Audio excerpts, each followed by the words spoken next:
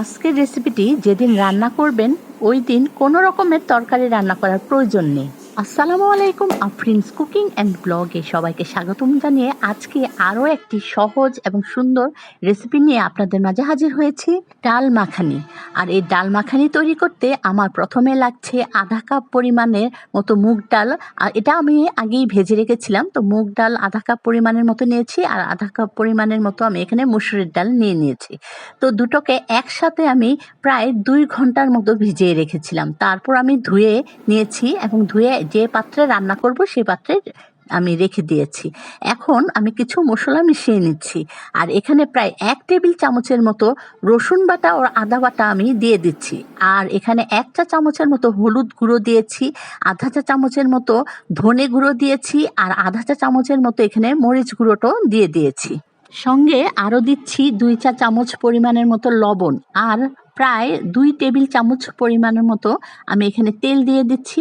আর সব কিছুকে আমি ভালো করে মাখিয়ে নিচ্ছি। আর ডাল মাখানো রেসিপিতে ভালো করে মাখিয়ে নিলে ডালের মধ্যে মশলাগুলো ভালো করে একদম সবগুলো ডালের মধ্যে মশলাগুলো ভালো করে ঢুকে যায়।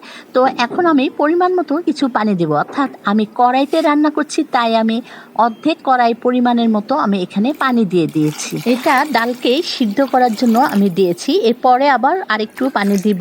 তো এখন আমি কাঁচামরিচ, আস্ত কাঁচামরিচ 5-6টি নিয়েছি, ধনেপাতা কুচি করে নিয়েছি, আর একটি বড় টমেটোকে কুচি করে নিয়েছি, এটা পরে দেব। আর এখানে আমি 2টো তেজপাতা দিয়ে দিয়েছি ভেঙে বা ছিঁড়ে, সঙ্গে 2টো পেঁয়াজ কুচিও দিয়ে দিয়েছি। তো সব কিছুকে ভালো করে আমি একটু নেড়ে চেড়ে নিচ্ছি খুন্তি দিয়ে। তো নাড়াচাড়ার পরে এরপরে কিন্তু আমি ঢেকে রান্না করব। ভালো করে আগে ডালগুলোকে সিদ্ধ করে নিব। তো এখন আমি ঢেকে রান্না করছি। আর একটি টমেটো কুচি আমি দিয়ে দিব। যখন ডালগুলো প্রায় অর্ধেক পরিমাণের মতো সিদ্ধ হয়ে যাবে তখন আমি টমেটো কুচিটাকে দিয়ে দিচ্ছি। তো দিয়ে একটু নেড়েচেড়ে নিচ্ছি। নেড়েচেড়ে নেওয়ার পরে আবারও আমি এটাকে ঢেকে আরও কিছুক্ষণ রান্না করেছি। আর এবার আমি প্রায় 1 কাপ পরিমাণের মতো পানি এখানে দিয়ে দিয়েছি। তো এই পানিগুলো দেওয়ার পরে এখন আমি 5-6টি যে আস্ত কাঁচামরিচ রেখেছিলাম সেগুলো কিন্তু এখন দিয়ে দিব। তো মশলা দেওয়ার একটা বাকি আছে, সেটা হচ্ছে ভাজা জিরার গুঁড়াটা। তো 1 চা চামচের মতো সেই ভাজা জিরার গুঁড়াটা আমি এখানে দিয়ে দিচ্ছি।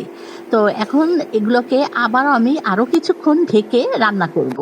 রান্না করার ফাঁকে ফাঁকে কিন্তু অনেক কষ্ট করে এই ভিডিওগুলি আমি আপনাদের জন্য বানাই, তাই আশা করব একটি লাইক, কমেন্ট, শেয়ার অবশ্যই করে দিবেন এবং আমার পেজটিকে ফলো করে দিবেন। আর আমার চ্যানেলটিকে সাবস্ক্রাইব করে আমাকে এইভাবেই আপনারা ভালোবাসা এবং উৎসাহ প্রদান করবেন।